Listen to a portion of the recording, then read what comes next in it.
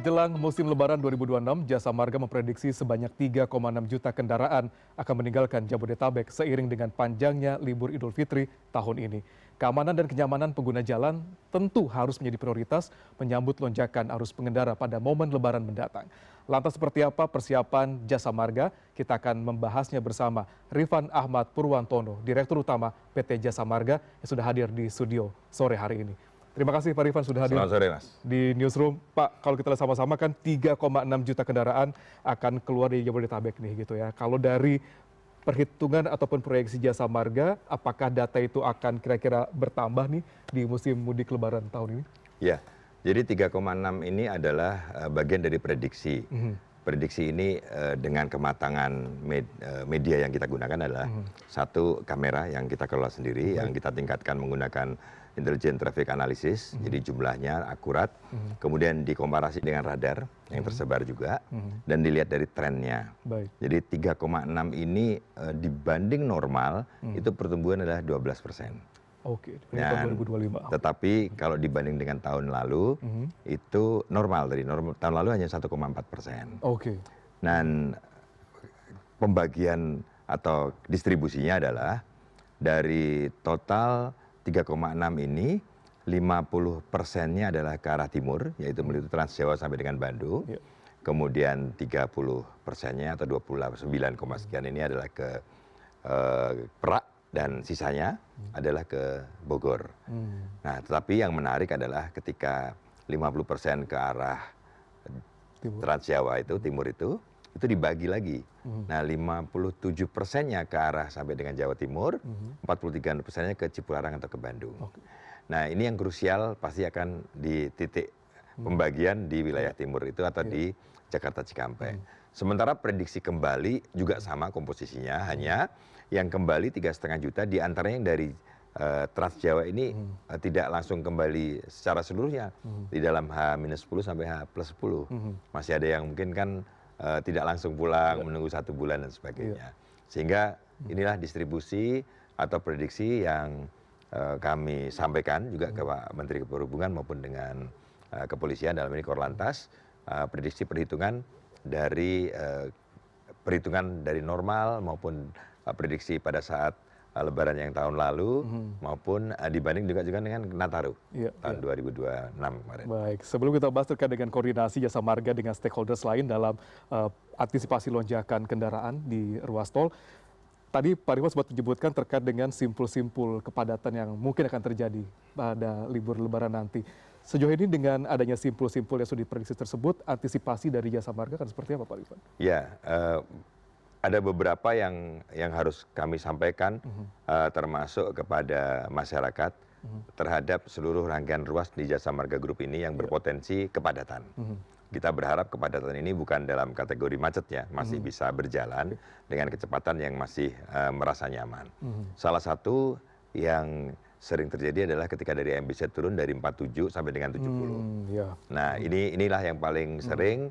Apakah dari 57 adanya rest area, pembagian ruas yang harus ke Cipularang, dan kemudian antisipasinya sering juga diambil kebijakan seperti kontraflow kalau diperlukan. Bahkan kalau memang visi rasionya sudah melebihi batas rata-rata, itu harus dilakukan sampai dengan kontraflow 2 lajur maupun sampai dengan one way. Nah, kemudian ada beberapa yang diantisipasi yang ke arah timur Trans Jawa ada 207. 207 ini ada penyempitan yang tadinya 3-4 lajur menjadi 2 lajur. Itu juga harus diantisipasi.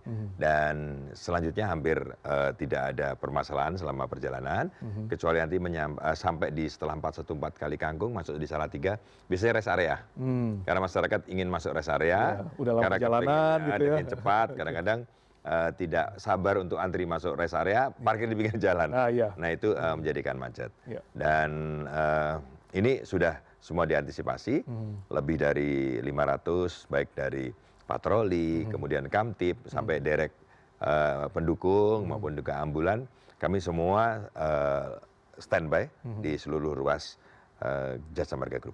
Baik, tadi Pak Rifan sempat mention terkait dengan ada kontraflow di sana gitu kan. Sejauh ini koordinasi paling rigid gitu ya dengan dari Korlantas Polri dengan Kementerian Perhubungan dalam mengantisipasi terjadinya tadi misalnya parkir di bahu jalan gara-gara memang nggak mau ngantri ataupun yang lainnya terkait dengan bottleneck, akan seperti apa kira-kira? Ya, yang pertama adalah antara Jasa Marga, Kementerian Perhubungan dengan Korlantas Polri, datanya sama. Itu yang paling penting. Itu paling penting sebenarnya. Paling penting. Jadi data dan informasinya sama. Baik. Nah, ini adalah sebagai satu upaya dan kebetulan saya, Pak Menhub dengan Pak Kakor juga selalu terlibat di dalam operasi seperti ini.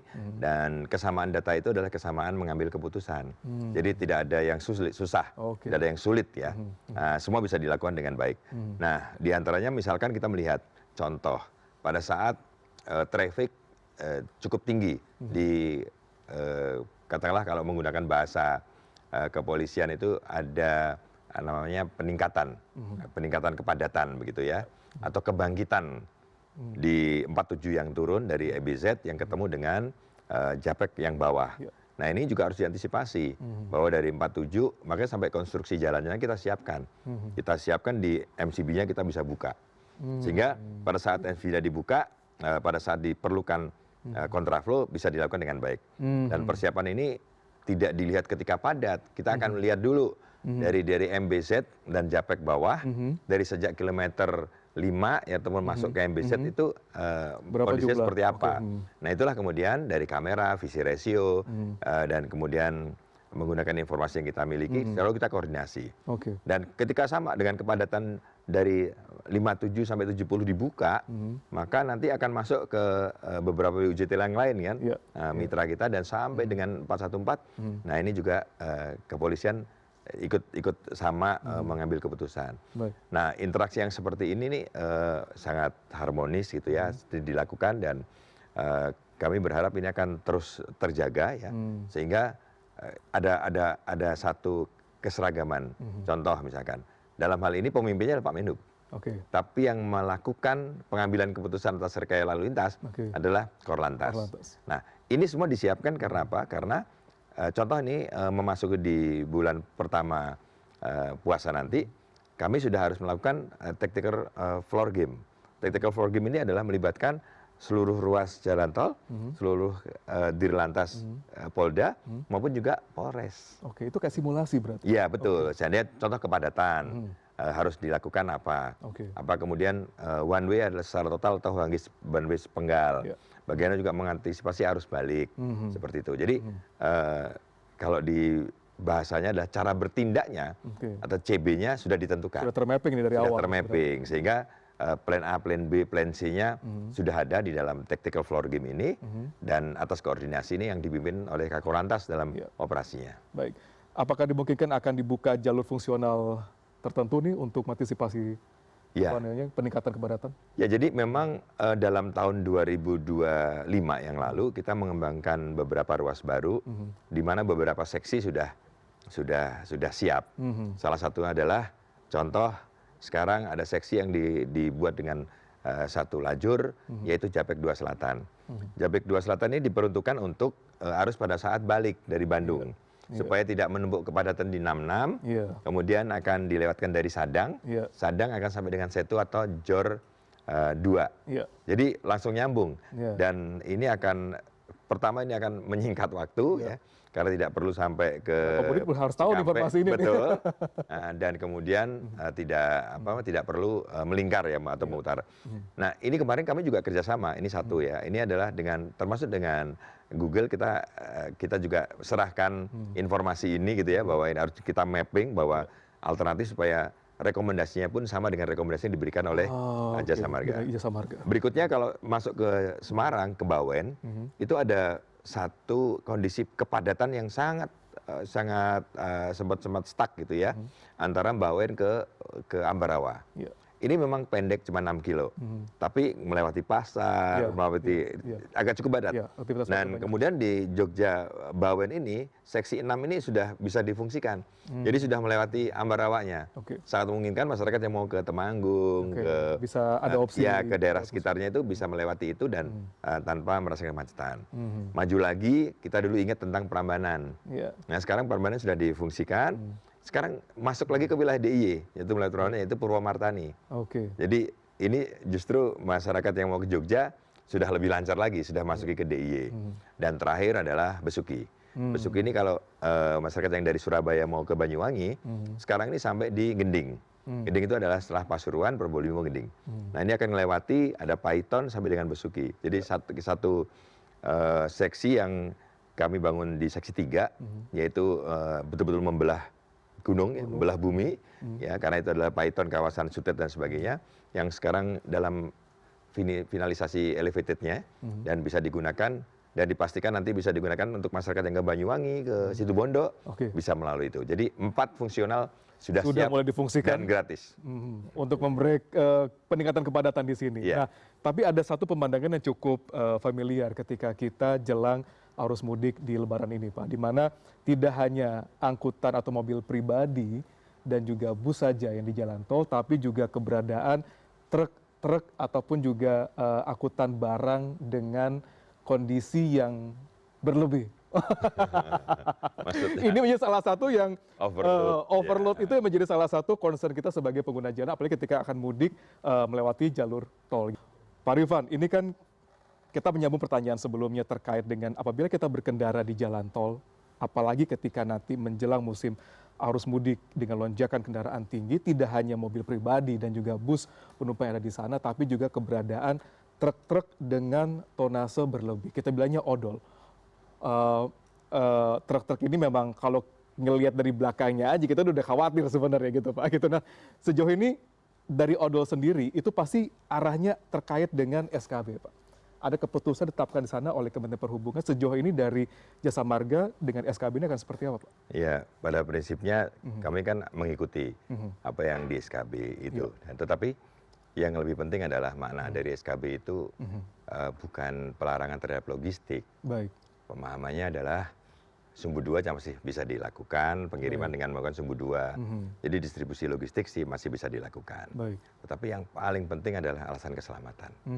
Jadi pada saat jumlah kendaraan melebihi dari biasanya sampai 12%. Baik. Dan ketua 12% ini kan antara kendaraan golongan 1 dan truk kan jadi 1. Nanti truknya nggak ada kan otomatis padat sekali. Dan terbukti ya pada waktu kemarin Nataru ketika SKB-nya banyak yang nggak mematuhi, dengan jumlah yang masih sedikit sudah cukup macet dan berisiko bagi pemudik. Mereka masih khawatir gitu ya, di tengah kerumunan kemacetan sebelahnya truk, mereka pasti agak khawatir. Dan apalagi kemudian potretnya adalah secara normal saja bahwa dari through traffic di ruas jalan tol kami ini, Jasa Marga ini, 12%-nya itu truk. Tetapi 84%-nya penyebab kecelakaan. 84%. Persis. Walaupun memang populasinya 12, tapi 84% penyebab kecelakaan. Nah ini kan mesti harus dijaga. Untuk itulah kemudian dibutuhkan pemahamannya gitu bahwa berikan masyarakat untuk melakukan perjalanan mudik dengan berkeselamatan, bahwa nanti jalan tol juga berkeselamatan. Jadi semua berubah. Makanya kami sempat bilang bahwa ini harus merubah peradaban gitu ya. Artinya harus sama-sama menjaga, tetapi distribusi tetap dilakukan dengan menggunakan sumbu 2. Baik. Sejauh ini koordinasi dengan pihak kepolisian terkait dengan misalnya nanti ketika emang penerapan SKB tersebut ada rentan waktu di mana sumbu 3 diminta untuk tidak berada di jalan tol gitu. Apabila ada pelanggaran di sana, koordinasi antar Jasa Marga dengan Korlantas atau dengan Kementerian Perhubungan kan seperti apa? Pasti ini terhadap Gakum dilakukan 2 ya, dan yang bisa melakukan adalah antara Perhubungan sama dengan Kementerian Perhubungan dan Kepolisian. Dan ini sudah disepakati. SKB itu kan ditandatangani oleh instansi tersebut gitu ya.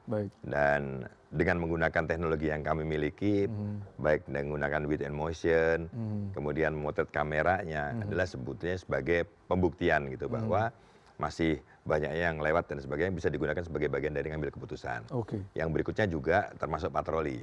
Patroli kita bisa patroli bersama, mengarahkan, mengeluarkan kembali gitu ya, sehingga tidak perlu ada yang ada di jalan. Nah ini sih yang paling penting adalah memang himbauan, terutama kepada pemilik gitu ya, bahwa kesadaran. Jadi bukan melarang, ini adalah ada pembatasan logistik sama sekali tidak, tetapi keselamatan para pemudik yang mulai tanggal 11 Maret itu harus dijaga Iya. melalui pembatasan kendaraan di Sumbu 3.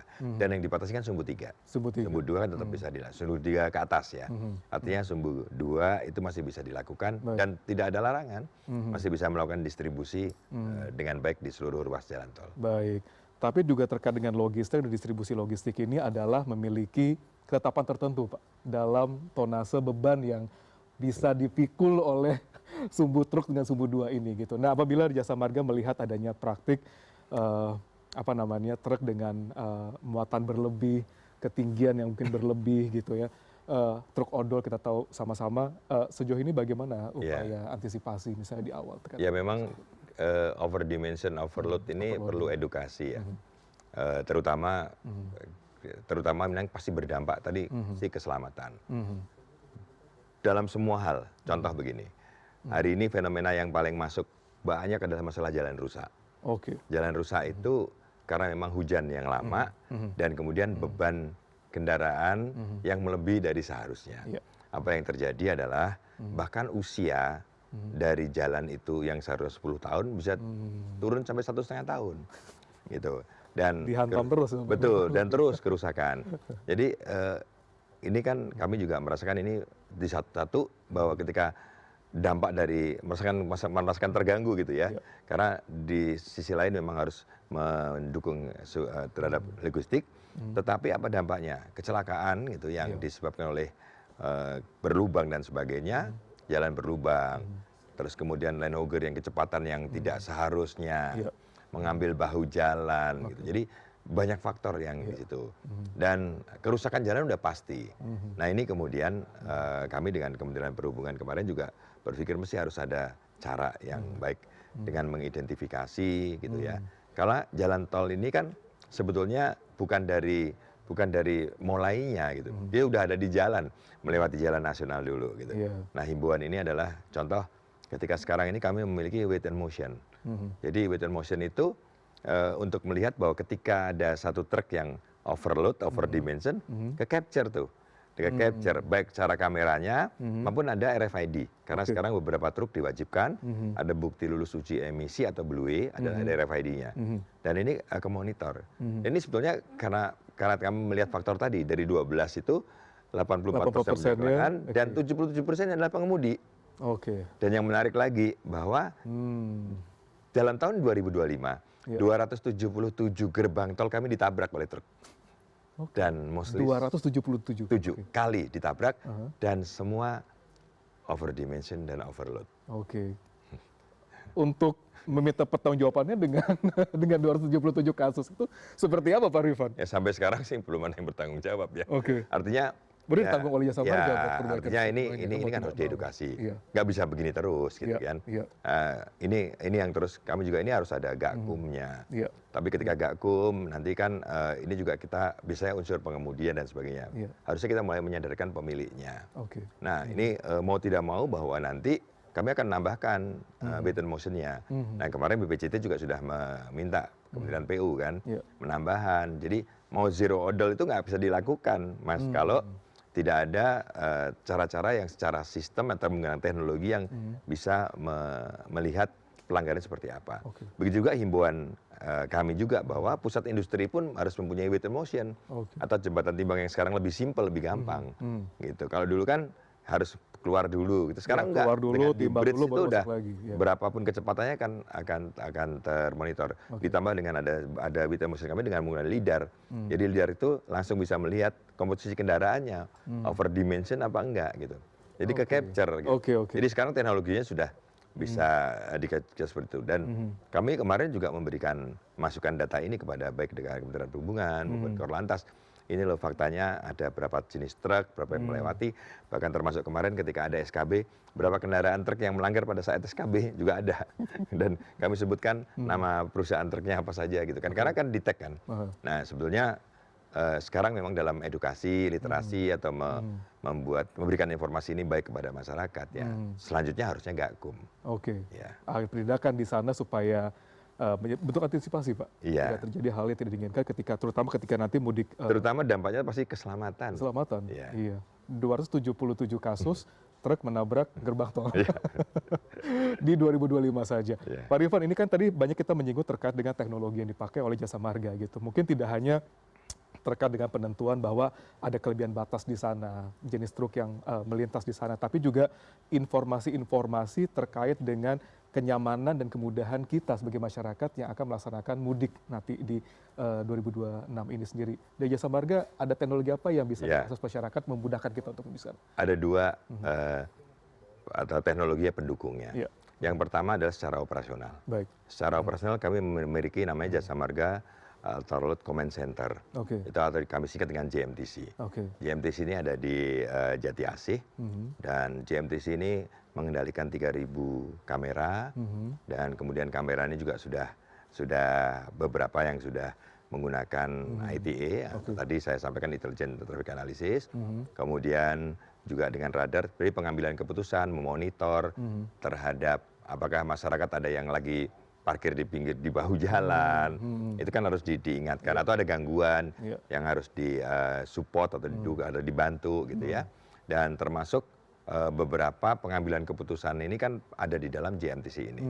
Salah satu contoh adalah ada early warning systemnya, ada juga water level sensor yang kita akan monitor seluruh jembatan-jembatan yang berpotensi banjir di ruas tol. Sekarang ini. Iya, karena ada hujan kan, itu yang dimonitor. Termasuk mengkontrol semua dynamic message send atau yang sekarang ada LED yang di sepanjang jalan tol.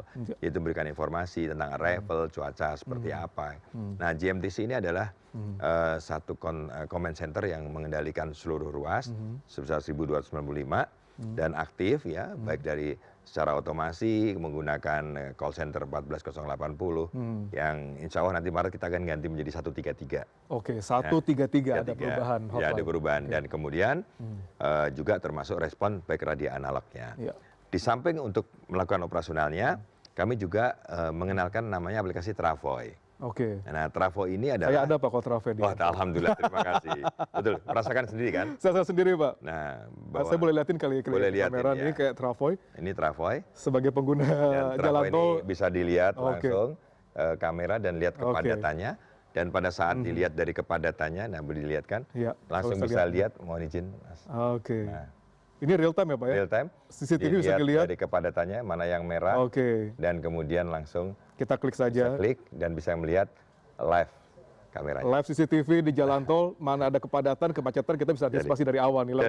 Betul. Dan ini saya kami merasa surprise gitu ya.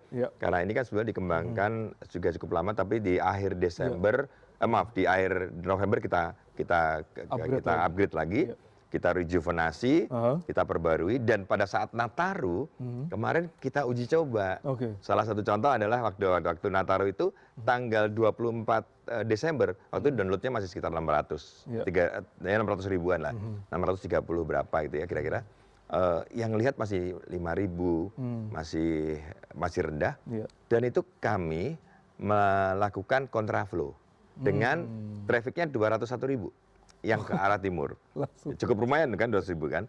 Nah, pada waktu itu kami ceritakan teruslah kepada masyarakat melalui berbagai media. Coba download aplikasi ini, lihat traffic dan kemudian pilih waktu yang tepat. Dan di tanggal 4 Januari Mas, pada saat kembali jumlahnya sama 201.000 juga. Tapi alhamdulillah pada saat kembali itu karena mereka sudah menggunakan Travoy dan utilisasinya sampai 4 kali lipat yang menggunakan. Dan kemudian apa yang terjadi? Smooth, nggak ada kontraflow, ya kan? Semua lancar dan tidak ada kepadatan yang serius seperti pada waktu berangkat. Nah, ini yang kami harapkan bahwa masyarakat gunakan ini ya. Dan Travoy ini dikembangkan nggak cuma melihat traffic, melihat kameranya gitu ya. Tetapi juga kalau membutuhkan informasi ada perbaikan jalan itu juga ada. Perbaikan jalan kita lihat kalau ada kan dan sebagainya. Membutuhkan derek juga ada. Derek juga. Dan yang tidak kalah penting adalah kita tidak perlu mencari resi lagi. Karena kan resi itu sebagian ngambil, sebagian jadi sampah. Maka kita nanti akan geser bahwa resi itu udah nggak perlu lagi. Cukup dengan Travoy bisa ngelihat resi, kartunya diregistrasi, udah melihat bahwa setiap transaksi sudah tercantum di sini muncul. semua, kita lewat. Kalau Dan- saya sangat works kasih CCTV di dalam kota Bisa sendiri, digunakan, ini. nah. Langsung bisa lihat kira-kira seperti apa nanti Makanya kondisinya. ini kemudian kita sebut bahwa ini adalah asisten pribadi kalau di jalan. Oke, ingat Travoy. Travoy. Travoy. Terakhir, Pak Rifan, pesan Bapak kepada para pemudik nanti di 2026 ini supaya kita bisa lebih nyaman dan juga aman berkendara nanti. Ya, jadi mudik ini kan sukacita ya. Iya. Kebahagiaan ketemu dengan seluruh masyarakat, dengan seluruh keluarga ya. Jadi semua masyarakat langsung bergerak ke daerah masing-masing. Tapi kebahagiaan itu ya harus tidak hanya bicara berangkat, Iya. tetapi sampai pulang pun kebahagiaan itu tetap terjaga. Iya. Maka ada dua. Satu ya, kalau Anda menggunakan kendaraan pribadi, pastikan satu kendaraannya siap digunakan perjalanan jauh atau perjalanan mudik.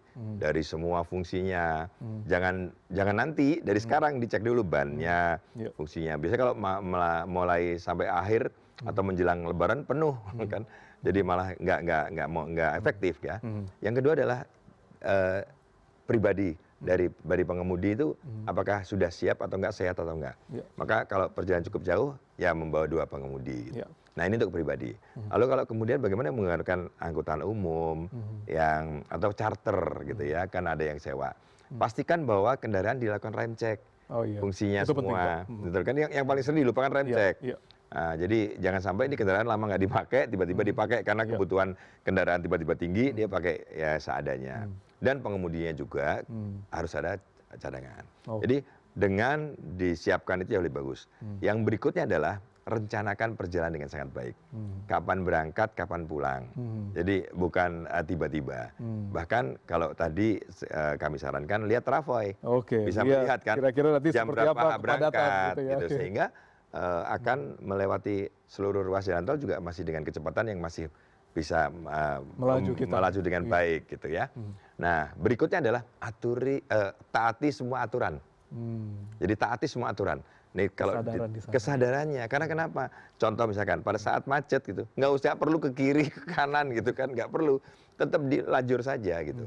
Nah nanti kami akan memberikan informasi apa yang ada di jalan sedang apa gitu, karena pada saat Anda ikut chaos itu semua akan jadi chaos dan itu akan panjang.